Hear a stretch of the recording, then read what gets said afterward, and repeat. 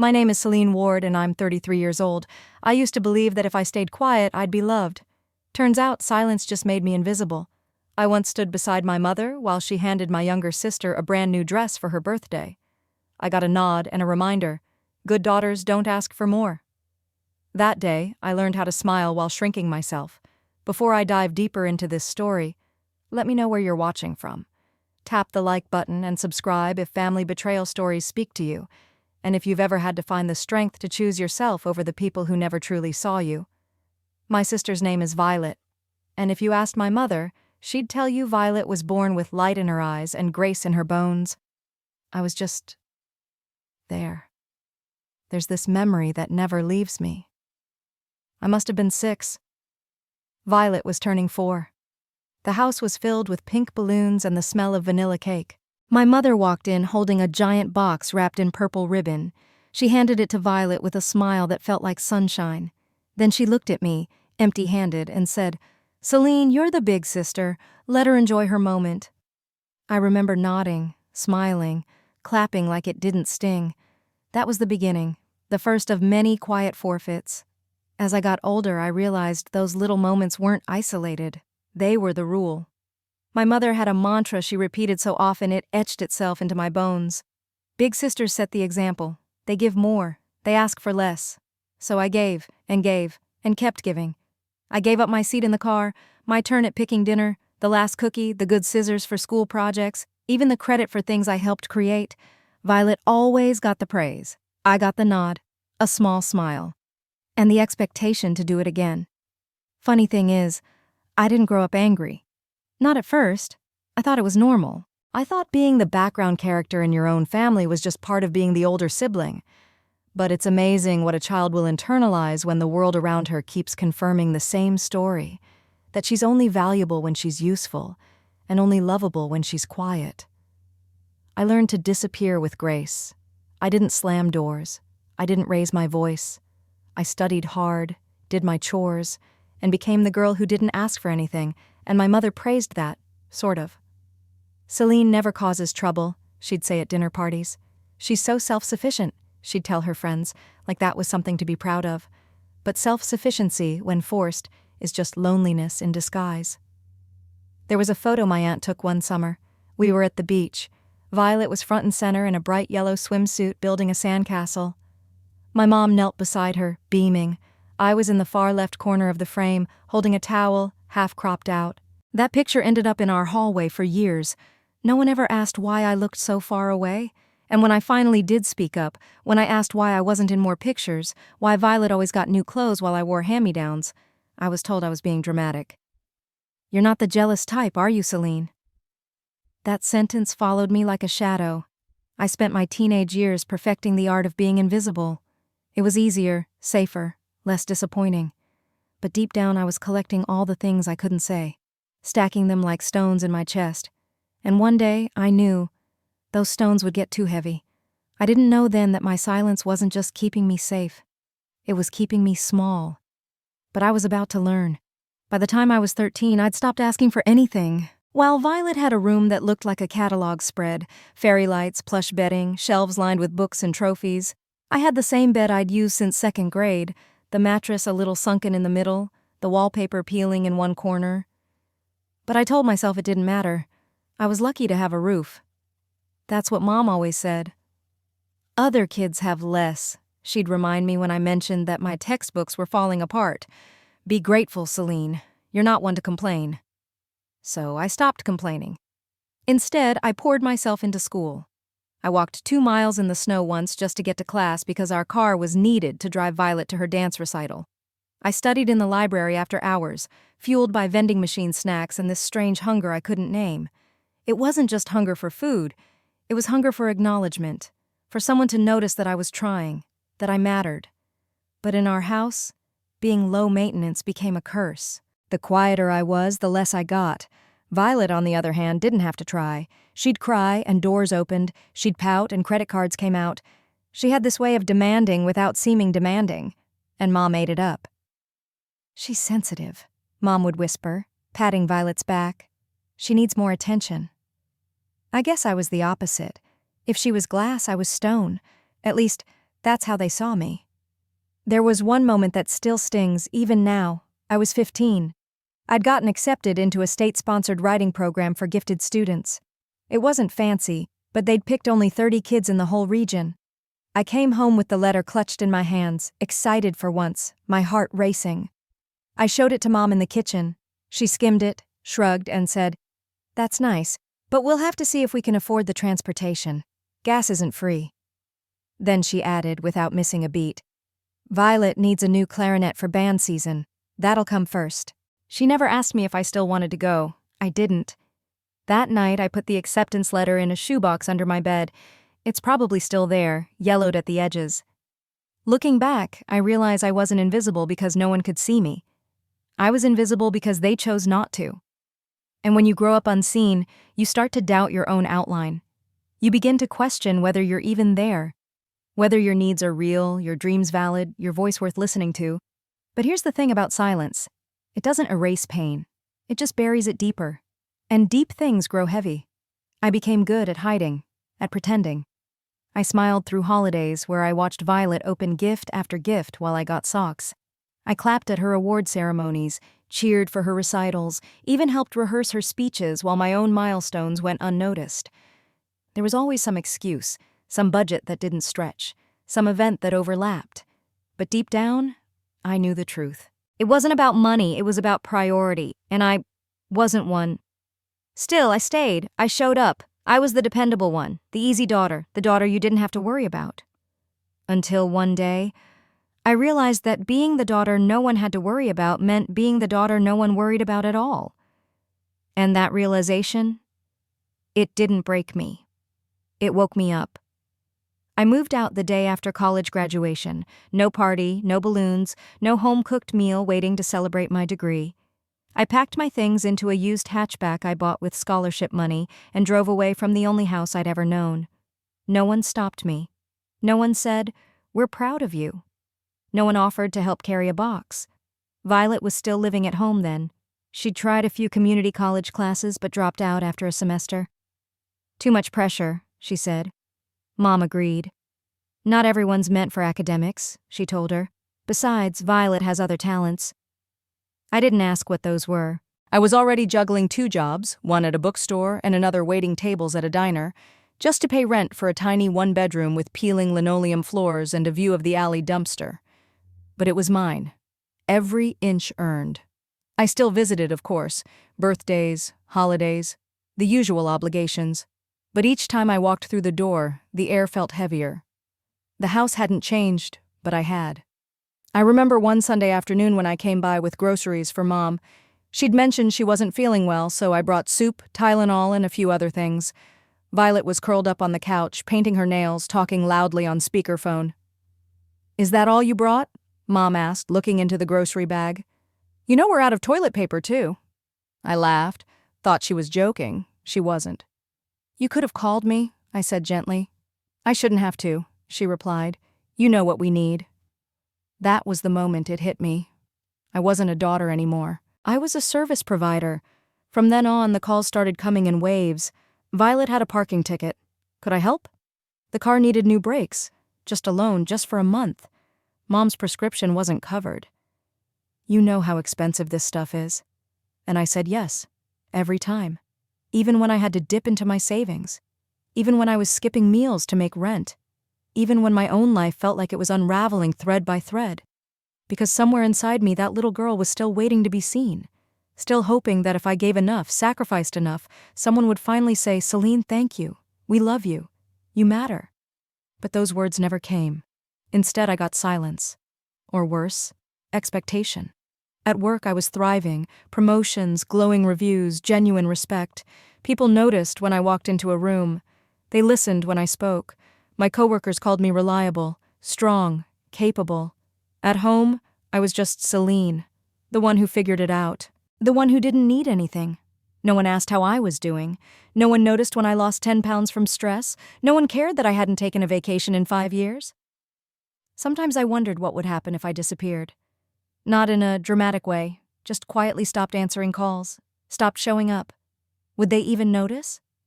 Or would they just find someone else to fix things? Because love in my family had never been a two-way street. It was a toll road, and I was the only one paying. But here's what I didn't realize back then. There's a cost to carrying everyone else's weight. And one day, the bill comes due. The phone calls started to feel like alarms. They didn't come often, but when they did, they had a rhythm, a tone.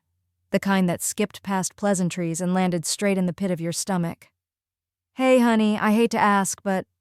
I always knew what was coming after the but. Sometimes it was car insurance. Sometimes it was late rent for Violet's apartment. Sometimes it was something vague like a rough patch or unexpected expenses. The details didn't matter. What mattered was that I had a job and Violet didn't. What mattered was that I was the reliable one, the one they could count on. No one ever asked how I was doing. There was one night I remember so clearly. I had just finished a 12-hour shift. My feet were swollen, and I was still wearing my name tag when my phone buzzed. It was Mom. "Violet's in a bit of a bind," she said. "Her car got towed, and she needs to pay the release fee by morning." I took a deep breath. I didn't have the money. Rent was due, and my credit card was maxed. But I heard myself say, "How much?" $245. Gone in a blink. She didn't say thank you, just, "She'll pay you back next week." That week never came. Neither did the one after that. And somehow the silence around it hurt more than the money. It was like my sacrifices evaporated the second they were made. Like the more I gave, the less it meant. Gratitude became extinct. Entitlement grew in its place. One night I told a friend about it. She looked at me, eyebrows raised, and said, "Celine, that's not support. That's exploitation." I laughed at first. It sounded harsh, extreme. But the more I sat with it, the more it felt true. Because I wasn't just helping in emergencies. I was the emergency plan. No backup, no fallback, just me. Every time they made a mistake, I absorbed the shock. Every time Violet didn't show up for life, I filled in the blanks. Quietly, consistently. Like wallpaper no one notices until it peels. Even my father, Howard, quiet, stern, a man of few words, began to echo the same lines my mother did. "She's your sister, Celine. If you don't help her, who will?" That line clung to me like fog. If you don't help her, who will? I wanted to scream, why is that my responsibility? But I didn't scream. I wired the money. Again, and again, and again. There's a moment in every relationship, family or not, when you realize the balance has tipped too far. That you're giving from a place that's starting to rot inside you. For me, it was a Tuesday afternoon. I was sitting at my desk staring at my online banking screen. The number was smaller than I expected. I had just transferred money to Mom for a house emergency that turned out to be a weekend spa trip she took with Violet. No one had told me the truth. I found out from a photo Violet posted on Instagram. They were smiling, wrapped in robes, cucumber slices over their eyes. The caption read, "Self-care with my favorite woman." I wasn't even angry. Not right away. I was numb. I sat there staring at the screen and realized I hadn't bought a new winter coat in 3 years. I hadn't taken a real vacation, ever. And I'd been skipping my dentist appointments because I couldn't afford the copay. But I was paying for someone else's massage. That's when something in me began to shift. It wasn't rage, it was recognition. That I was the only one bleeding for a bond no one else was trying to keep alive. I met Eli at the worst possible time. And maybe the best. It was a Thursday, late fall, one of those dusky evenings when the air feels like it's made of regret.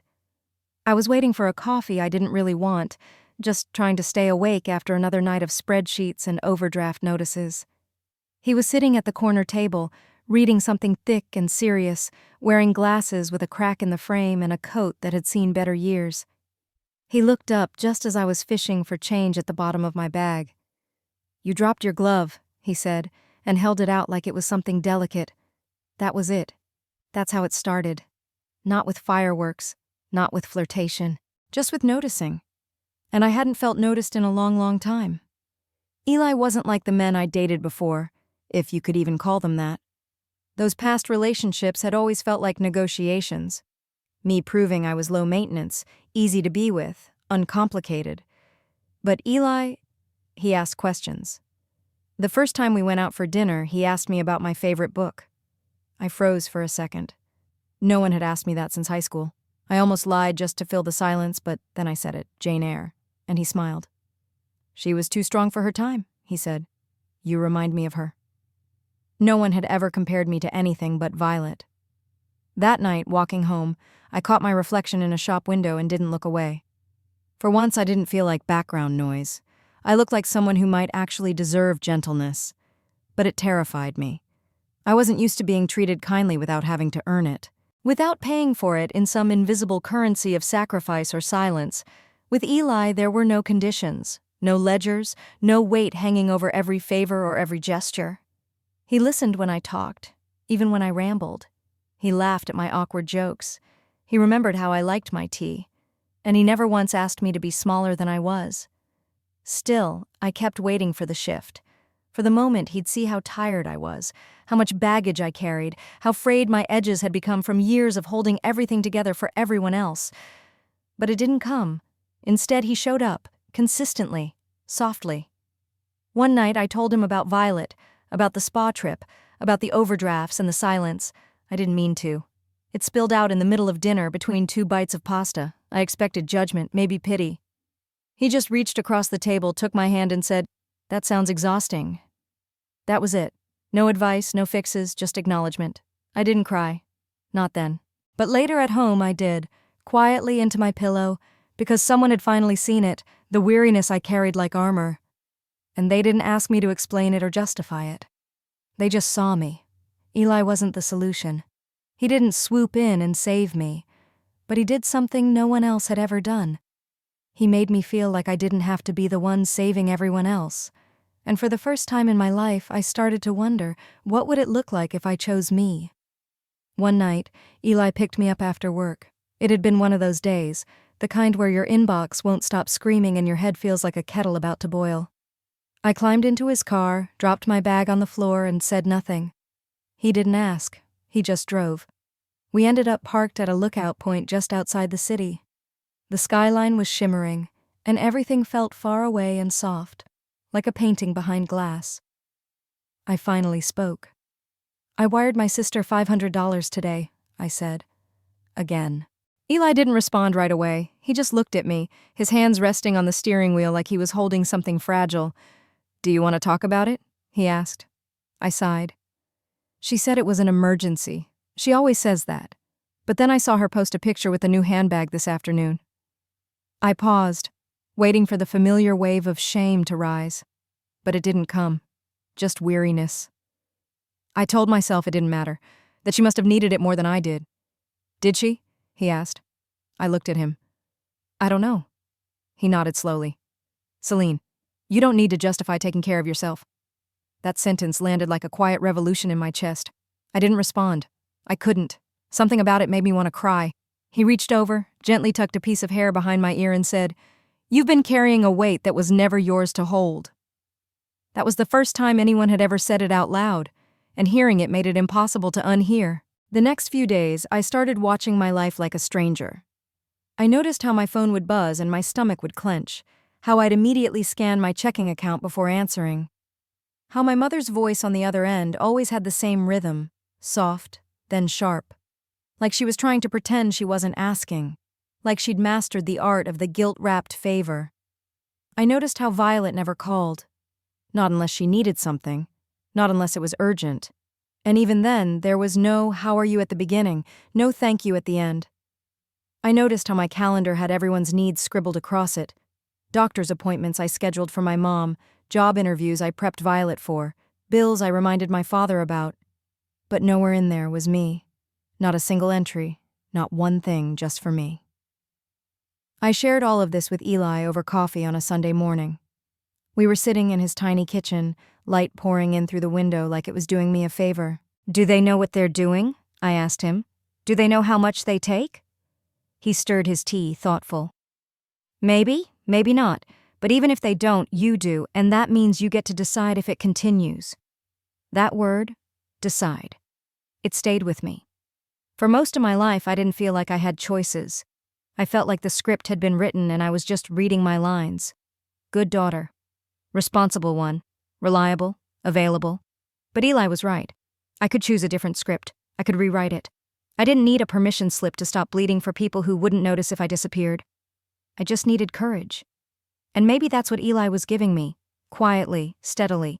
Not rescue, not escape, but the permission to consider myself, to imagine a life that didn't drain me, to believe I deserved more than being needed. I deserved to be valued.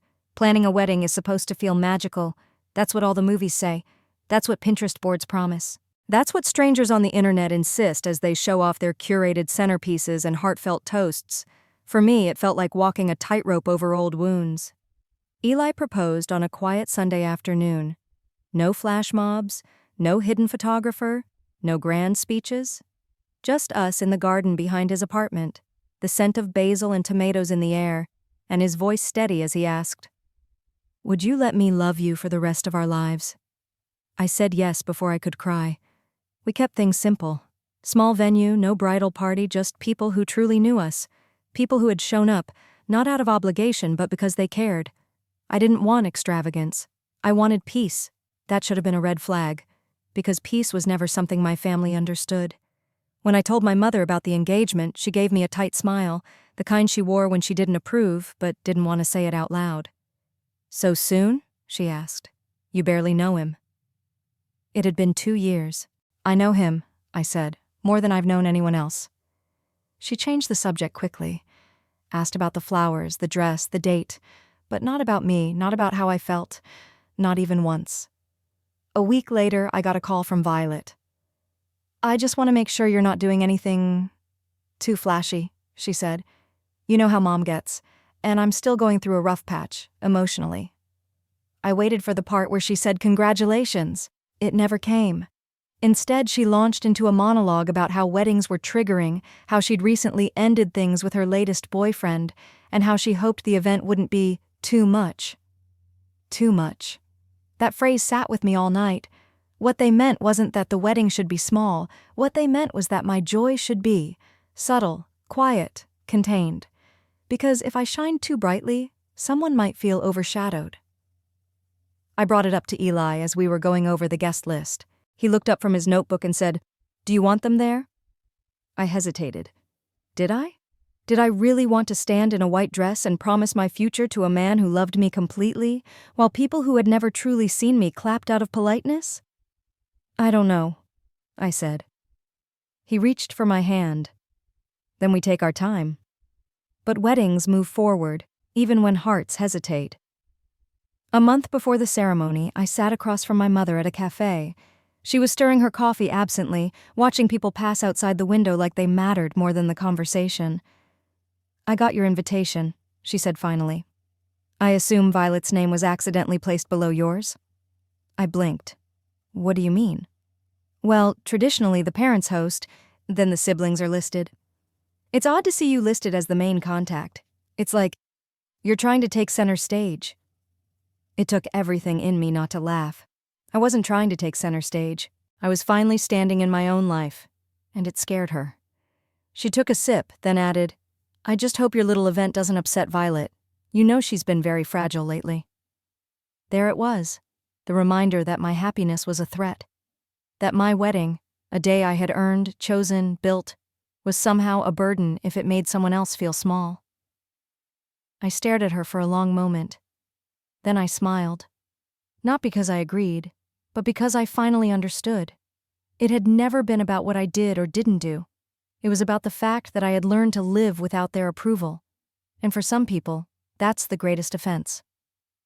A week after that cafe conversation, Eli brought it up gently. We were sitting on the floor, surrounded by seating charts and swatches of fabric, when he looked at me and said, "I've been thinking about protecting what we're building." I looked up. "From what?" "From whatever's tried to tear you down before," he said, not unkindly. At first I didn't understand. Then he slid a folder across the floor. It was a draft, a legal agreement, simple, clean, protective, nothing dramatic, just boundaries. Financial clarity, ownership safeguards, paperwork that said, "This is ours, not theirs." My first instinct was panic. It felt cold, formal, like a preemptive accusation. "You think we need this?" I asked, my voice quieter than I meant it to be.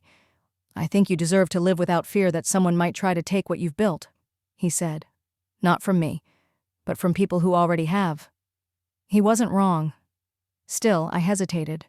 Because deep inside me was a voice I'd carried since childhood, a voice that said setting boundaries meant I was selfish, that protecting what's mine was disloyal, that saying no was ungrateful. That voice sounded a lot like my mother's. I told Eli I needed time. He nodded, no pressure, and went back to sorting table cards. But I couldn't focus. I kept picturing that spa trip, the handbag, the gaslighting that followed. I thought about all the times I'd handed over parts of myself to keep the peace, the money, the silence, the emotional labor. And for what? For the illusion of belonging.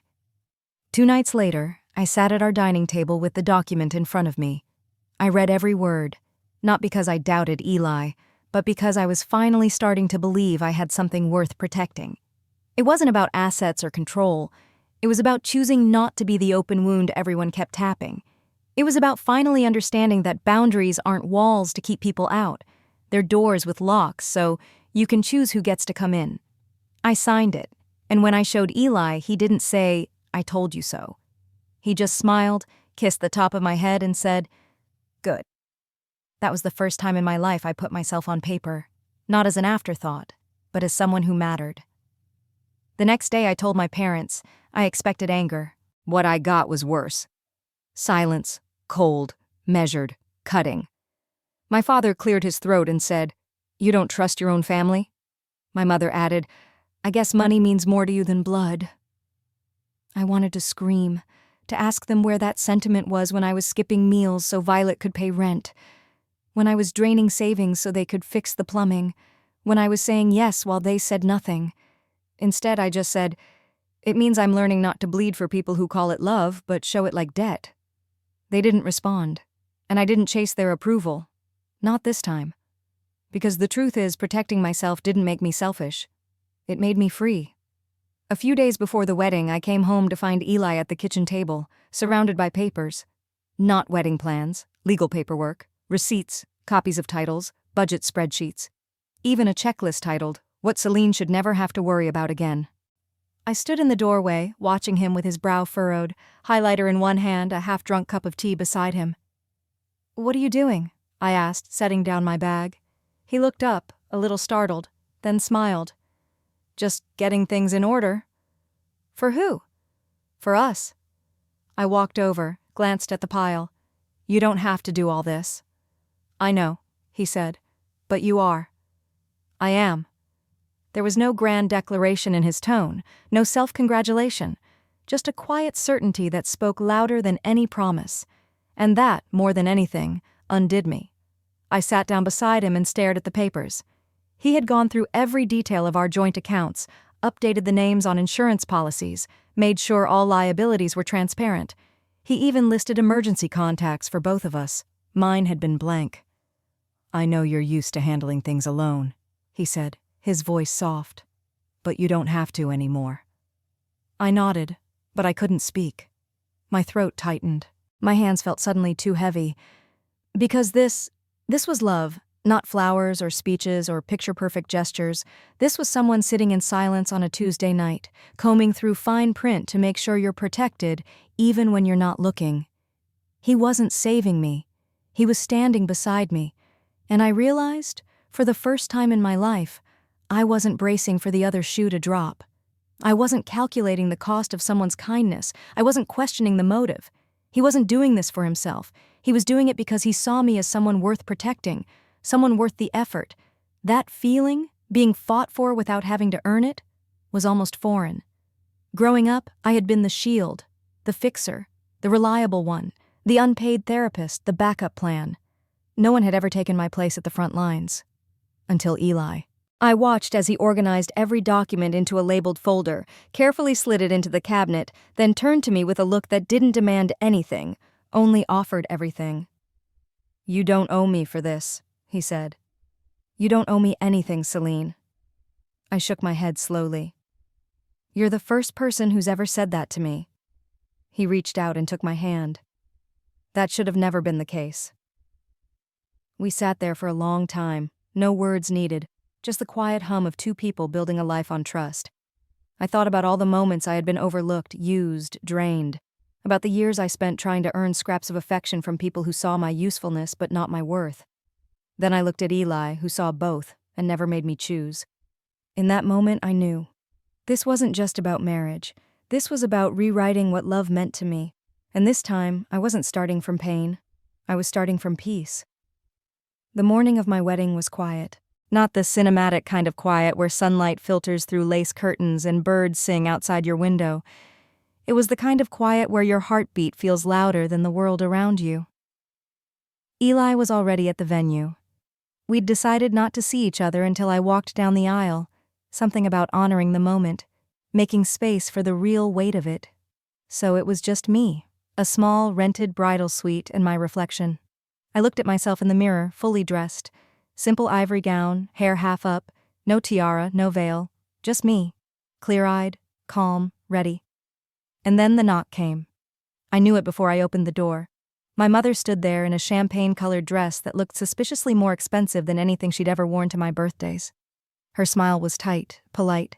Her eyes scanned the room quickly, like she was looking for something to disapprove of. "May I come in?" she asked, though she was already stepping inside. I nodded, stepped aside. She walked slowly around the room, fingers grazing the back of the chair, the hem of my gown. "Everything looks nice," she said, as if she'd practiced the word nice in the car. "Thanks," I replied.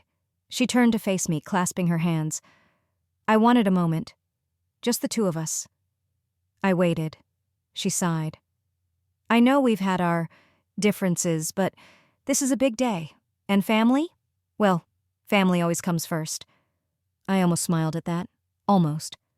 "That's why I wanted to talk to you about something," she continued. "Something practical. Here it comes. You know how these events can be expensive, and of course you and Eli have your whole lives ahead of you, but Violet, well, she's still trying to find her footing." My chest tightened. "She hasn't had the same advantages," my mother said. "And this whole event, it's lovely really, but it might stir up some feelings of being left behind, of being forgotten." I said nothing. "So I was thinking," she went on, smoothing the front of her dress, "perhaps it would be thoughtful to set aside the wedding gifts, or at least a portion, for Violet, something to help her get back on track." I stared at her, not in anger, not even in disbelief, just stillness, like watching a wave build in slow motion, knowing it will crash. She waited for me to respond. I looked down at my hands resting in my lap, calm, steady, the same hands that had paid Violet's bills, signed over paychecks, typed job applications that never got read, the same hands that had clapped for her, cleaned up after her, carried her. I looked back up. "Mom," I said, "today is my wedding day." She blinked. "I know, sweetheart. That's why this is not the day to ask me for more." Her mouth opened, then closed. For once, she had no script. I stood, slowly, adjusting the fabric of my dress. I looked her in the eyes. "I've given enough, more than enough. And today, for once, I'm not giving anything away." She stared at me, stunned. "You don't mean that." "I do. You're being selfish." "No," I said, my voice even. "I'm being fair. To myself." She didn't say goodbye, just turned and walked out, heels clicking like punctuation marks. I stood there for a long time after the door closed, and when I finally breathed, it was the kind of breath you take when a weight has lifted, when the air no longer belongs to someone else. The wedding went on, but something had already been sealed before I walked down that aisle. For the first time in my life, I didn't let someone else's discomfort shrink my joy, and it felt like freedom. The reception was in full swing. The lights were soft, the music gentle, the kind of atmosphere where people lean in close and laugh over clinking glasses. Eli had just finished his short thank you toast. He kept it simple, of course. Just a few words about gratitude, about finding someone who makes the world feel less heavy. I squeezed his hand as he sat down beside me. Then came the moment. My mother walked over with a thin smile and a carefully folded envelope in her hand. I could already feel it coming, the shift in air, the way her presence pulled focus like a shadow at noon. She leaned in and said, "We've been collecting cards for the gifts. I'll take this and keep it safe so you don't have to worry." I looked at the envelope, then at her. "No, thank you," I said calmly. She blinked like she hadn't heard me. "It's just easier," she said, tightening her fingers around the flap. "You'll have enough on your mind and you don't want to lose anything. I'll make sure it's secure. Behind her, I saw my father standing by the dessert table watching, and beside him, Violet. Arms crossed, mouth tight, clearly annoyed she wasn't the one in the spotlight. I stood up. Not abruptly, not dramatically, just enough to meet my mother eye to eye. "We'll take care of our gifts," I said, "but thank you." She flushed, not with embarrassment but with offense. "You don't trust me?" she asked. I didn't answer that. I didn't have to. That's when Eli stepped in. He stood beside me, steady and calm, and quietly handed my mother a copy of the legal agreement, the one we'd signed to protect our assets and boundaries, the one she had scoffed at when I mentioned it weeks before. "This outlines how all gifts and finances will be managed," he said, voice polite but firm. "It's been notarized and filed." For a beat, no one moved. My father narrowed his eyes. "Is that really necessary?" Eli didn't flinch. "It is." Violet scoffed from behind. "Wow, you're really doing this? On your wedding day?" I turned to her. "I am." Her voice rose. "So we're just strangers now? Is that it?" I took a breath, then looked directly at her. If being a sister means giving endlessly and being blamed when I stop, then maybe being strangers is healthier. She laughed bitterly. "You've changed." "No," I said. "I just stopped apologizing for surviving." The silence that followed wasn't awkward. It was clean, sharp, like a thread finally snipped. My mother looked like she wanted to say more, but Eli gently touched my back and guided me away, toward the dance floor, where the music waited and the guests were still smiling. And just like that, I walked away. Not with anger, not with hate, but with peace. The kind that comes when you finally choose yourself, even when the people you're walking away from still believe they own pieces of you. That night, as we danced beneath the warm lights, I realized something simple and life-altering. They hadn't ruined my wedding, because it was never about them. It was about the girl who once stood in the corner, clapping for everyone else, and who finally stepped into the center of her own story. We didn't throw rice when we left the reception. There was no classic getaway car with cans tied to the bumper. No grand exit under sparklers. Just me and Eli, hand in hand, slipping out a side door while the band played a soft, unfamiliar tune. It was intentional. I didn't want a spectacle. I just wanted stillness. The air outside was cool. Not cold, but enough to make me draw in a deeper breath than usual. Eli shrugged off his jacket and draped it around my shoulders without a word. I don't even think he looked at me when he did it. It wasn't a gesture. It was a rhythm. We walked in silence to the car. Not because we had nothing to say, but because we didn't need to fill the space. He opened the passenger door. I slid in, smoothing the fabric of my dress underneath me. It was probably wrinkled by then. I didn't care. He started the car, turned on soft music, and asked one question. "How do you feel?" I stared out the window for a moment, watching the blur of lights and shadow. "Light," I said. "Strangely light." He nodded like he already knew the answer. There's a weight you carry when you're trying to be what everyone else expects. It clings to your shoulders, your voice, your breath. You don't even notice it until it's gone. And when it's gone, you float. We stopped at a diner off the highway. It was nearly midnight. I was still in my wedding dress, Eli in his suit, slightly wrinkled now. We sat in a booth near the window, ordered pancakes and coffee, and talked like it was any other night. But it wasn't. It was the first night of my life where I didn't feel like I owed anyone an explanation for existing. No one was watching, no one was keeping score, just us. I remember stirring cream into my coffee and saying, "I thought I'd feel guilty." He looked at me surprised. "For what?" "For choosing peace," I said. For not inviting the chaos back in." He reached across the table, took my hand, and said, "Guilt is what they trained you to feel every time you chose yourself." I didn't say anything right away, but I thought about it for a long time after. We got home around 2 a.m, a small apartment we'd been renting while saving for something bigger. The walls were thin, the floor creaked, the neighbors upstairs were always walking around like they were training for a marathon, but it was quiet. Hours. I stepped out of my dress in the hallway and hung it carefully in the closet. Not like something sacred, just something finished. I washed my face, braided my hair, pulled on an old sweatshirt that still smelled like detergent and fall. When I crawled into bed, Eli was already there, reading, waiting. He put his book down and pulled me in close. I didn't cry, I didn't exhale dramatically, I just melted. For the first time in my life, I slept without rehearsing a defense, without replaying a conversation I should have handled differently, without bargaining for a sliver of approval I never needed in the first place. I had walked out of that wedding with nothing borrowed, nothing blue. Just me, whole, unapologetic, and finally, free.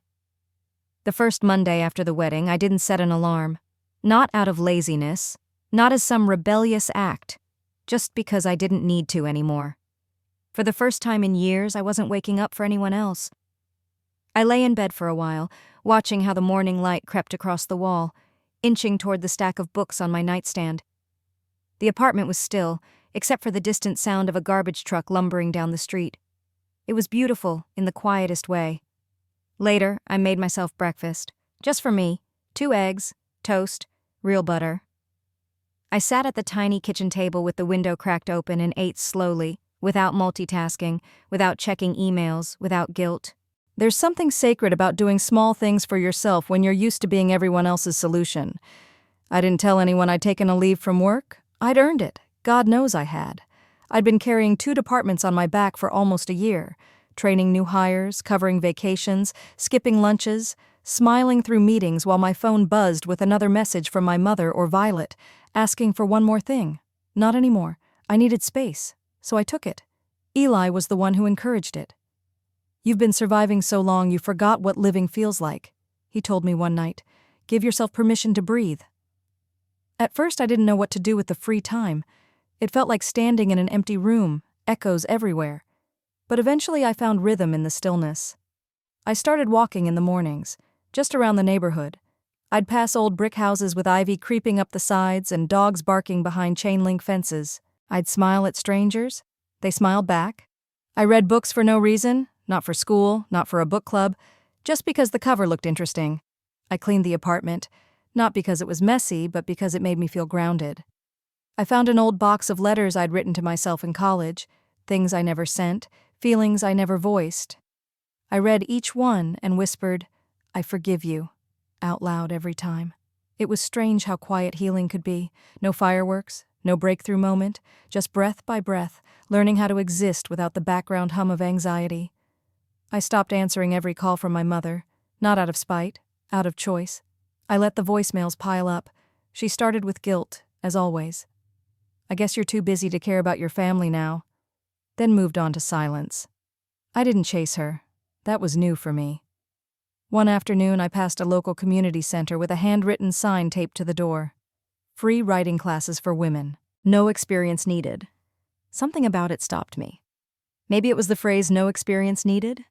Maybe it was because I'd once wanted to write, long before life turned into a series of invoices and IOUs. I walked in. The room was small, a folding table, 12 chairs, coffee that had been brewed too long. But the women inside, they looked like me.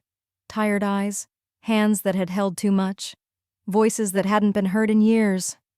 I signed up that day, not because I thought I had something brilliant to say, but because I was finally ready to hear myself again. And that was enough. The first time I stood in front of that class, my hands trembled. It was a small room in the back of the community center. Fluorescent lights flickered a little, and the whiteboard had old marker stains that never quite came off, but the chairs were full. 12 women, some younger than me, some older. All of them holding notebooks like shields. I hadn't taught before, not officially, but I knew what it felt like to carry a story you were never allowed to tell. I cleared my throat, looked around the room, and said, "This isn't about being a good writer. This is about telling the truth. Your truth. Even if your voice shakes, even if you don't think anyone's listening." Some looked down. One woman teared up immediately. I knew that look. I'd worn it for years. So I began. I told them about the girl who learned to stay quiet, who measured her worth by how little space she took up, who clapped for others while folding herself into corners. I didn't use names. I didn't need to. They understood. We started small. Free writing exercises. 10 minutes, no rules.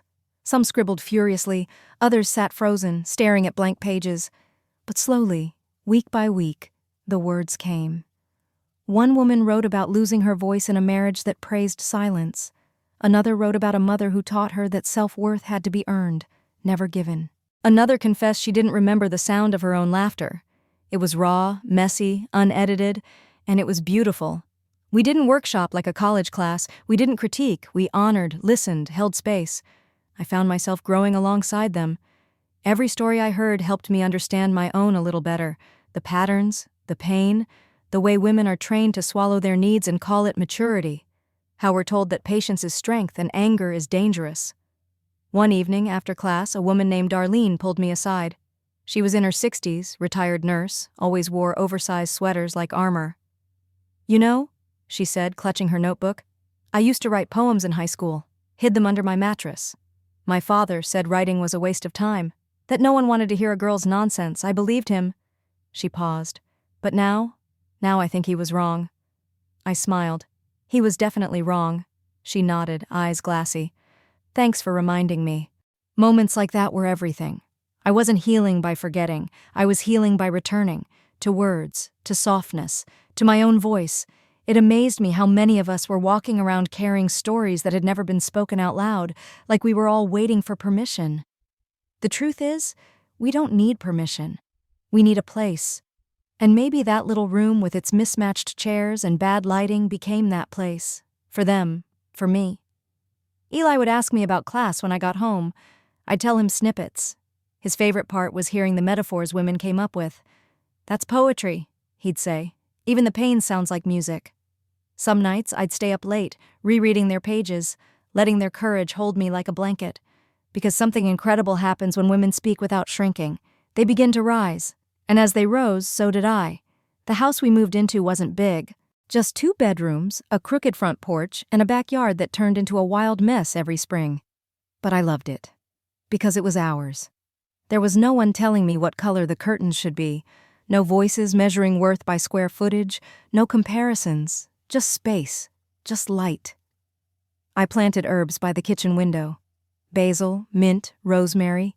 Eli built a bookshelf out of reclaimed wood, even though it wobbled slightly if you leaned on it too hard. We joked that the whole house was like us, imperfect but standing strong. Every morning we had coffee together before the world got noisy. Not always with conversation. Sometimes it was just the sound of spoons clinking and pages turning. But there was something healing in the quiet routine of it. No pressure to perform, no scoreboard to chase, just presence. One Saturday, I caught Eli standing in the doorway of my little office, watching me type. He didn't say anything. Just stood there, hands in his pockets, a soft smile on his face. "What?" I asked, looking up. "Nothing," he said. "I just like seeing you like this." "Like what?" "Peaceful." It stopped me for a second, because I'd never thought of myself that way. Strong? Sure. Resilient? Definitely. But peaceful? That was new. That was sacred. We had our arguments, of course. No marriage is a movie. Sometimes he left dishes in the sink too long. Sometimes I got quiet when I should have spoken up. But we always came back to each other. Not out of obligation, but out of choice. That's what love is, I think. Not fireworks, not dramatic declarations. Just choosing the same person, again and again, in the quiet moments. One night, we lay in the backyard on an old blanket, looking up at the stars. It had rained earlier, so the grass was damp beneath us and the air smelled like earth and something new. "I used to think love had to hurt," I whispered. Eli turned his head toward me. "Because that's how you were taught." "Yeah." "And now?" I looked up at the sky, the stars steady and silent. "Now I know love isn't supposed to feel like sacrifice. It's supposed to feel like home." He didn't say anything right away, just reached for my hand and held it like he never planned to let go. We didn't need more than that. There was no audience to impress, no mother waiting for a thank you, no sister claiming center stage, just me, loved, safe, whole. Sometimes I still catch myself waiting for the old pain to return, like it's lurking just outside the frame, ready to remind me that peace is temporary. But it doesn't come, because I'm not the same woman anymore. I no longer define myself by who I can please or how much I can endure. I don't bend myself in half to be accepted. I don't perform softness for people who mistake kindness for weakness. I just live, with herbs by the window, with a man who sees me, with a story I finally get to write on my own terms, And most of all, with a kind of love that asks for nothing in return but presence. It's not flashy, it's not loud, but it's real. And after everything I've survived, that's more than enough. Dear Mom, I've started this letter more times than I can count. At first I tried to write it like a daughter, the kind you always wanted me to be, polite, careful, grateful. I reread those drafts and all I could hear was someone still trying to be loved, so I threw them away. This time I'm writing as myself, not to blame you, not to hurt you, just to finally say things out loud, things I've carried in silence for far too long. I want you to know that I remember everything, not just the birthdays you forgot or the times you gave Violet more than me. I remember the way you looked through me, the way you smiled for strangers and sighed at me, the way I learned to make myself small so you wouldn't say I was being dramatic, the way I learned to smile so I wouldn't be called difficult. I remember trying to earn you, with good grades, with clean dishes, with quietness. You never had to ask me twice because I was always watching, always adjusting. I was a child who lived in constant choreography, trying to stay in step with your moods, your expectations, your silence. You used to say I was strong, but what you meant was I didn't complain. You called me independent, but what you meant was I didn't ask for help. I wonder if you knew how proud I was of every little win, how I'd rush home with certificates or awards and place them where you could see them, waiting for your smile, your hug, your words. They didn't come. So eventually I stopped hoping. I grew up believing love was something you had to earn, that the more invisible I became, the more worthy I'd be. It took me years to understand that love doesn't work that way. Love doesn't erase you. It doesn't ask you to disappear to make others comfortable. It doesn't measure you against someone else and decide you come up short. I'm not writing this letter because I need an apology. I've stopped waiting for that. I'm writing because I need to close this chapter with my eyes open. For too long, I tried to be the daughter you wanted. I played the role. I held my breath. I made excuses for you to others and worse, for you to myself. But I'm done. Not with anger, with clarity.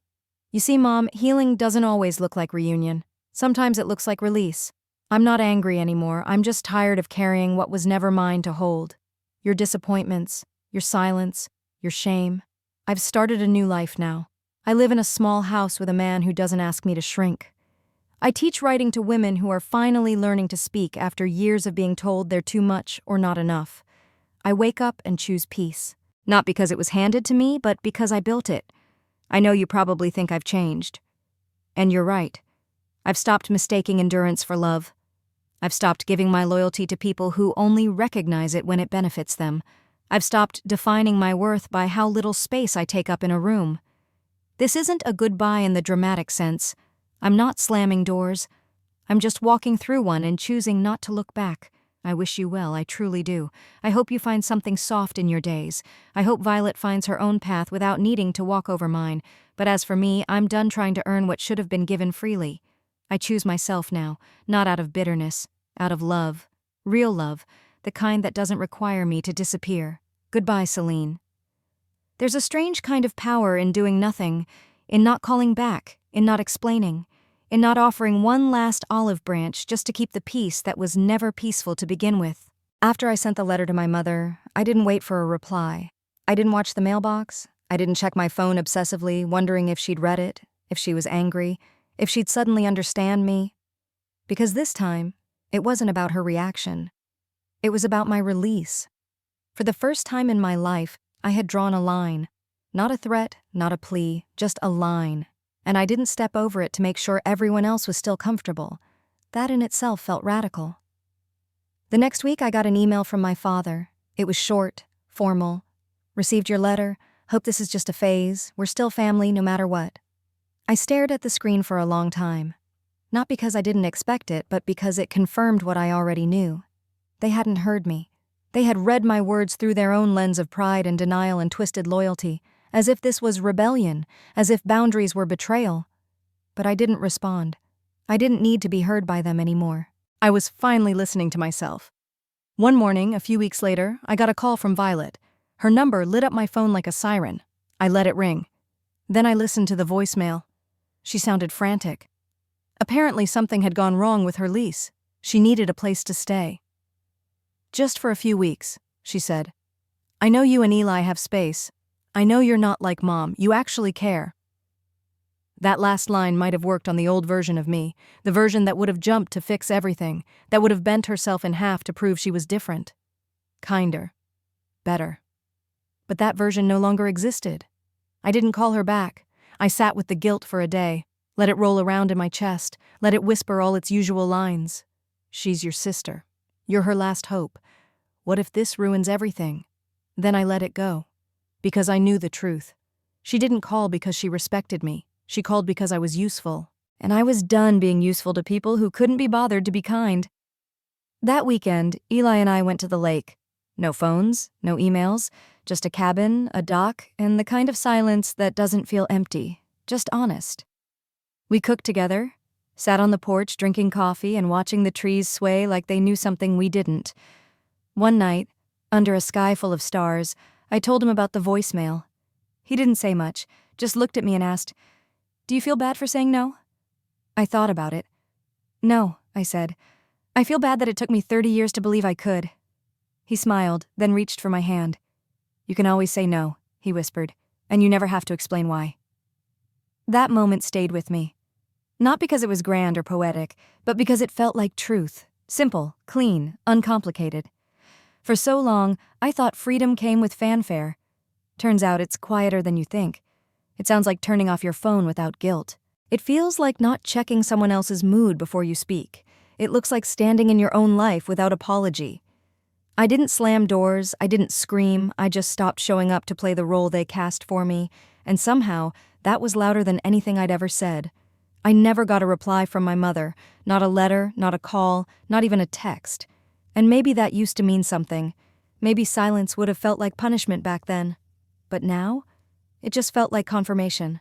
Confirmation that I'd made the right choice. That I'd stopped speaking into a room where no one was listening. The thing about letting go is that it's not always loud. Sometimes it's just a quiet decision you make every day.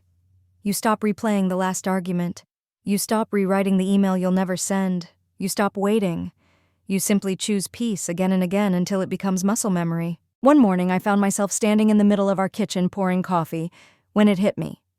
I wasn't waiting for the next apology anymore. I wasn't rehearsing the next confrontation. I wasn't even angry. I was free. Not the kind of freedom people post about with plane tickets and bucket lists. The quieter kind. The kind that settles into your bones. That lets you exhale without checking who's in the room. I used to think closure came from the other person. From hearing them say, "I see what I did. I'm sorry." But now I know closure comes from within. From finally believing that you deserved better, even if they never say it. From learning that forgiveness doesn't always mean reconnection. From realizing that you can love someone and still walk away from them. That was the hardest part. Accepting that I didn't need to hate her to be done. Hate is just another kind of tether. It keeps you talking, even if it's in your own head. It keeps you checking, hoping, waiting. But when you release the need to be understood, you get your voice back. Not to shout, just to live. Some days I still think about her. Wonder if she ever reread my letter. If she understood what I was trying to say. If she missed me in moments when no one else was around. But I don't linger there. I smile softly at the thought, and I move on. Because I didn't write that letter to get her back. I wrote it to get myself back. And I did, fully, quietly, completely. There's something sacred about an ordinary morning. No drama, no tension.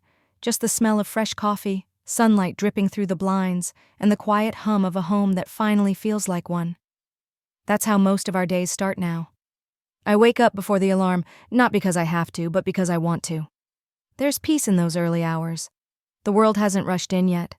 It's just me, the soft creak of the floorboards, and the gentle rhythm of a life I chose. Eli is usually still asleep, curled on his side, one arm stretched toward the space where I used to carry too much weight. Now that space is filled with air, breathable, steady. Sometimes I just stand in the kitchen, fingers wrapped around a warm mug, and think about how far I've come. Not in miles. In permission. Permission to feel, to rest, to say no, to say yes, to say nothing. The house we live in isn't big. The walls are thin. The sink still leaks if you don't twist the handle just right. But there's laughter in the corners now. Music in the hallway. Books left open on the couch. half read but loved. No one here keeps score. No one asks me to prove my worth before handing me kindness. Last week I painted the front door a soft green, not because it meant anything, just because I liked it. Years ago I would have asked someone's opinion first. Now I just pick the color and start painting. There's power in that. Tiny, quiet power. I started journaling again. Not for anyone to read, just for me. Scraps of thought, fragments of dreams, observations about the woman I'm becoming. She's stronger than I expected, softer too. She doesn't flinch when the phone rings anymore. She doesn't replay old wounds, hoping they'll feel different the 100th time. She just lives.